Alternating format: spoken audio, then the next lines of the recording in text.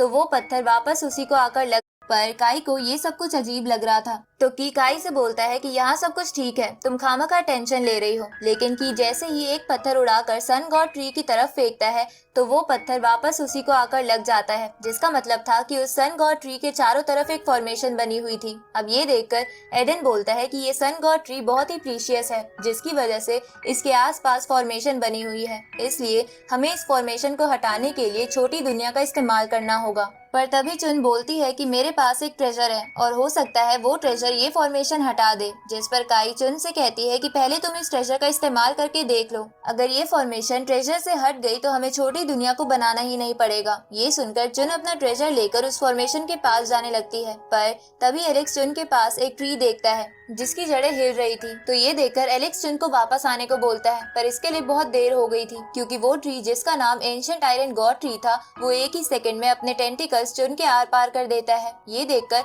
वो सब चौंक जाते हैं और एलेक्स अपनी स्वॉर्ड निकालकर चुन को बचाने के लिए जाने लगता है, पर वो आयरन ब्लड ट्री एलेक्स को पीछे फेंक देता है, क्योंकि वो वल्नरेबल लेवल पर था। अब वो टेंटिकल्स चुन के आर पार हो जाने की वजह से चुन मारी जाती है और उसकी बॉडी भी गायब हो जाती है, जिसके बाद वो ट्री उन सबसे कहता है कि तुम बेवकूफ बच्चों की यहाँ आने की हिम्मत कैसे हुई। ये सुनकर साशा उस ट्री से कहती है कि तुम वल्नरेबल लेवल के कल्टीवेटर हो, जिस लेवल के लोगों को महान माना जाता है, पर फिर भी तुमने एक लड़की की जान ले ली। पर वो ट्री साशा की बात का जवाब नहीं देता, बल्कि चुन का वो ट्रेजर खाकर हंसने लगता है। ये देखकर एलेक्स उस ट्री से कहता है कि तुम्हें चुन की जान के बदले अपनी जान देनी होगी। तभी एडन भी सबको ट्री पर अटैक करने को बोल देता है, लेकिन एलेक्स उन सबसे आगे निकलकर उस ट्री के टेंटिकल्स पर अटैक कर देता है, पर वो ट्री एलेक्स को पीछे कर देता है। तभी एलेक्स देखता है कि उस ट्री को एक जड़ से पावर मिल रही थी जो जमीन के अंदर थी। अब एलेक्स ये देखकर बाकी सबसे कहता है कि मेरे पास इस ट्री को खत्म करने का एक प्लान है, जिस पर वो ट्री हंसते हुए बोलता है कि मैं इतना ताकतवर हूँ कि तुम्हारे सारे प्लान्स फेल हो जाएंगे।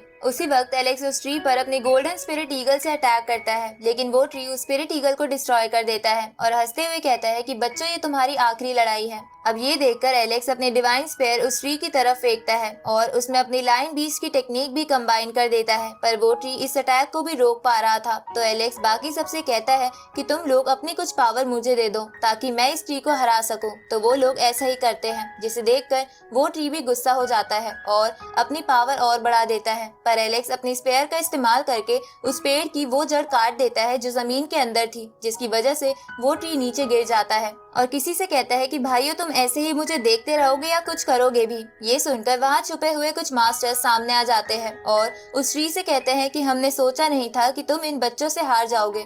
अब उन मास्टर्स को देखकर की डर जाता है, क्योंकि वो सभी मास्टर्स वल्नरेबल लेवल पर थे। तभी एलेक्स की से बोलता है कि तुम डरो मत, ऐसा कुछ नहीं होगा। अब एलेक्स अपना ब्रोंज बॉक्स बाहर निकालकर एडन से कहता है कि क्या तुम इन लोगों को थोड़ी देर डिस्ट्रैक्ट कर सकते हो, जिस पर एडन हाँ करता है। इधर यून अपने मन में सोचता है कि एलेक्स के पास ये इतना कीमती ब्रॉन्ज बॉक्स कैसे आया, और यून के ये सोचते ही ये एपिसोड यहीं खत्म होता है।